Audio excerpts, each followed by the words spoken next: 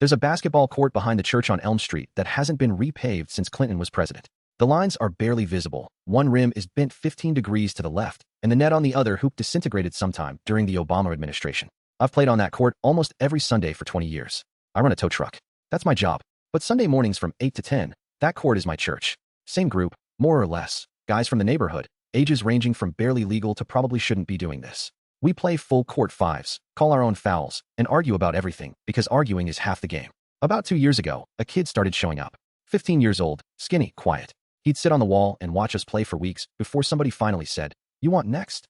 He nodded and came on the court, and immediately it was clear he could play. Not polished, raw. He had speed and instincts, but his shot was broken, his handle was loose, and he fouled on every other play because he didn't understand spacing. But the kid could see the floor. He'd make passes that had no business working, behind the back, skip passes through traffic, no-look dishes to the corner.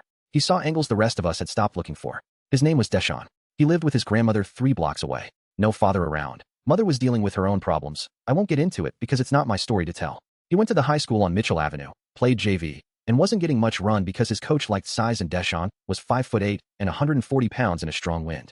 I started working with him after the Sunday games. Just me and him, the bent rim, and an hour of shooting drills. I'm not a coach. I drove a tow truck. But I played D3 college ball for 2 years before I blew my knee out, and I still knew how to teach a jump shot. We rebuilt his shot from the ground up. Feet, elbow, follow through, the boring mechanical stuff that isn't fun until it starts going in. He hated it at first. He wanted to play, not drill. I told him drills are how you earn the right to play without thinking. It took about 4 months before the shot started falling consistently. By then we'd also worked on his handle. Tighter, lower, more protected.